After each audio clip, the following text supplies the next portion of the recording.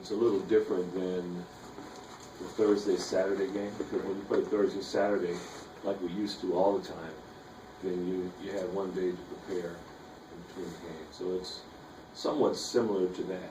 You just, in their case, it's different because they have bye week. Right. And usually Thursday, Saturday, you haven't traveled from Thursday to Saturday. Usually, not much at all, at least, unless you're Colorado, Utah series. So that's a little different. Do you, in a case like this, even spend a whole lot of time going over Colorado film, or you can't? We are going to show some defensive clips of Colorado, but to learn from it, not to go back and review the Colorado game just for the sake of review, but just some teaching situations that we can get out.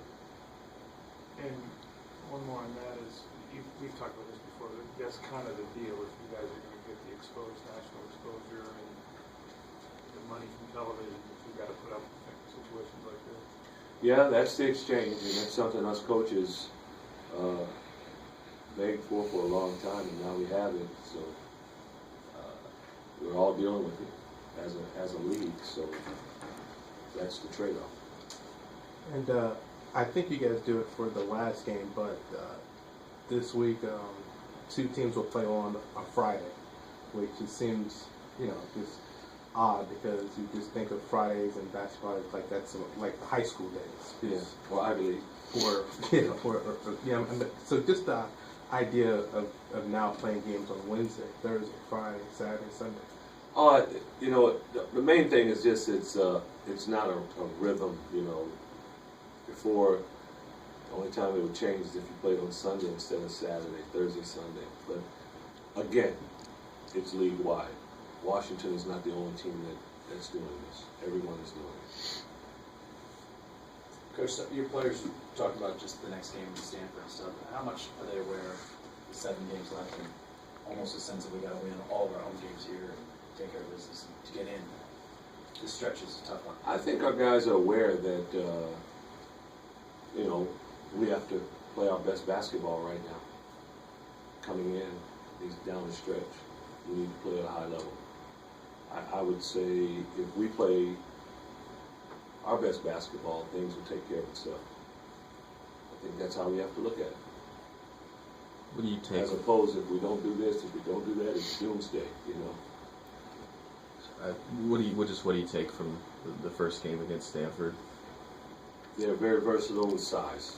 They have versatile size. Guys can play multiple spots, and their length can affect you on the defensive end as well. They're a tough matchup. Chase on Randall, focus right off the top, I would imagine. Yeah, but you can't just focus on him. They have other players that are capable of putting the ball in the basket. Not only capable, they put the ball in the basket. So he's not the only guy you have to concentrate on when you play against him. We didn't concentrate on him enough last game because he played very well. He was so successful that game because of what? He's good at splitting the defense. There were situations where there were a couple guys around him, 3 guys around him, but he's still able to split defenders. He's good there, and he's just one of those guys that has a knack finding the ball in the basket. There was one play where there was a loose ball that they got, we didn't get. Next thing you know, at the end of the shot clock, he comes up with it and hits a 3. He's just one of those kind of offensive players that has a gift that way. The way Stanford flooded the side that CJ was on when he got the ball the first time, what's the way to beat that? Well, obviously, other guys have to step up and make baskets when that happens. I felt like they kind of just did that and dared the rest of us to shoot. So hopefully we can take the pressure off of CJ if that's how they're going to defend.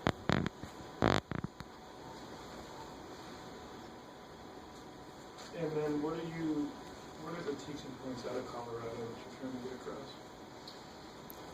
Do it the way we're supposed to do it. Do it the way that we practice. That's it. Nothing, not rocket science. It's no new revelation. Just do what we know to do. That's it.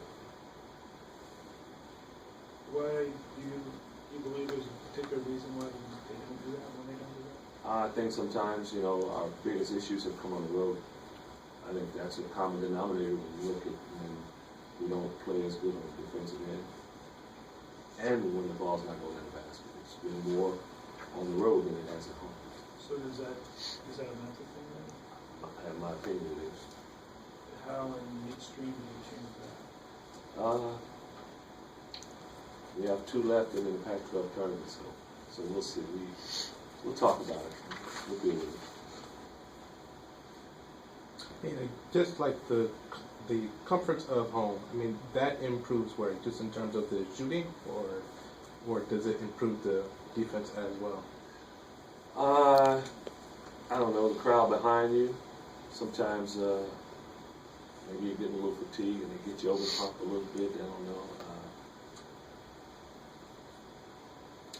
We were just talking about this, home versus the road. There's certain factors that I think come into play. You get distracted, I think, easier on the road. Sometimes it's harder to maintain your focus within the game. Mentally, when things don't go well, for some it's harder to stay the course when that happens. On the road, crowds on you, things aren't going your way, and you feel like you got to take over the game when things aren't going your way. 4 or 5 guys are thinking that at the same time.